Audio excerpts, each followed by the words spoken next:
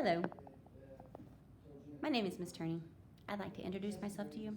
My name is Mrs. Turney, and I am a dork.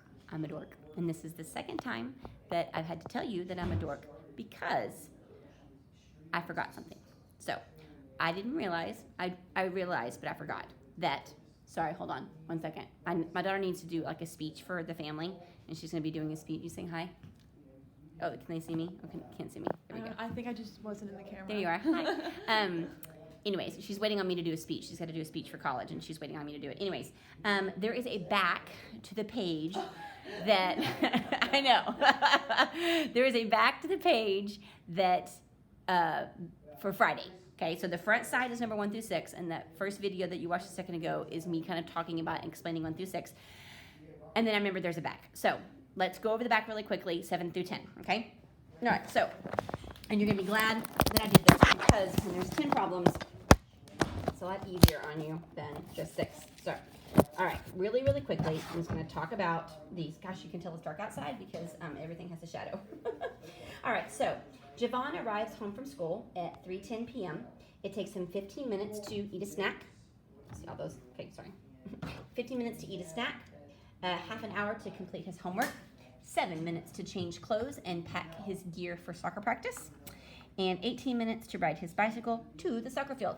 At what time does Javon arrive at soccer practice? Use the number line to help you solve the problem if you need to. Okay, so for this one, I'm fixing to sneeze.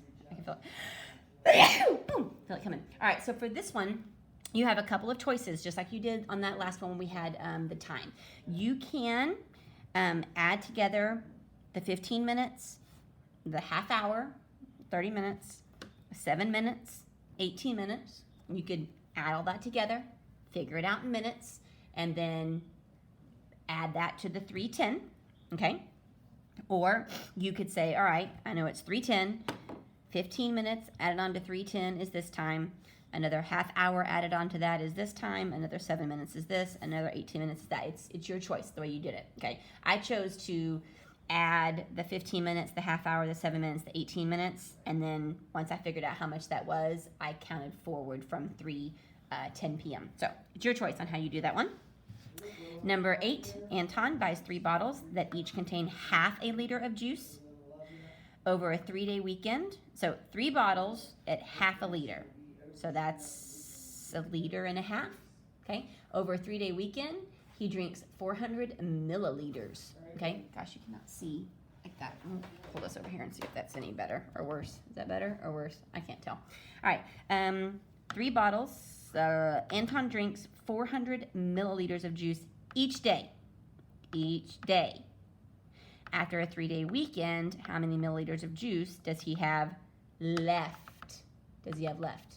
Okay, so if it's 1.5 liters a day, a 3-day weekend, it's this many milliliters, okay? You're going to have to convert that, okay? Convert the 1.5 liters to milliliters, and then figure out each day, 3 days, 400 each time, how much is that? And then find the difference of those, all right? Maria is a mechanic, a bike mechanic, and she charges $60 an hour. $60 an hour?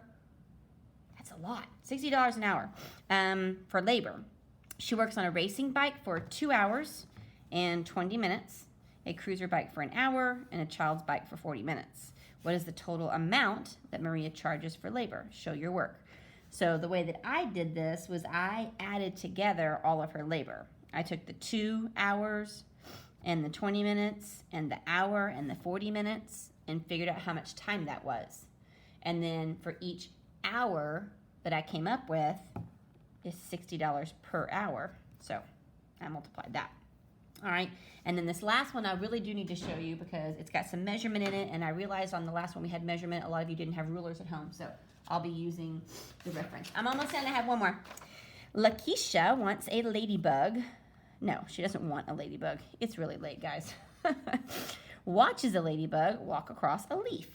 The path of the ladybug is represented by the diagram. Use a ruler to measure the length of each segment to the nearest centimeter.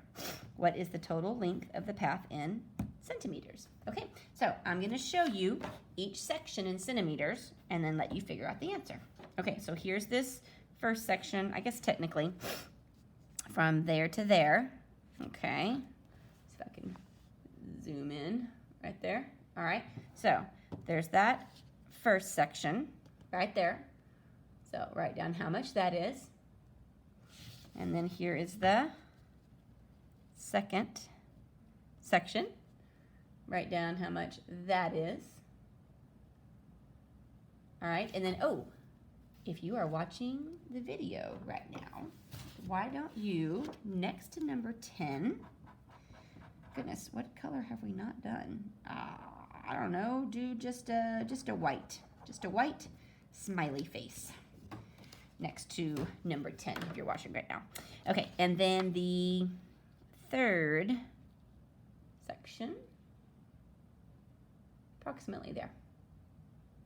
All right, so now that I have measured that for you, then you should be able to find out the length that the ladybug walked in centimeters. Okay, and that is it. Bye-bye. Really, it is it. I don't think there's any more, unless there's a third video in which I come back and call myself a dork. So have a great weekend. Bye.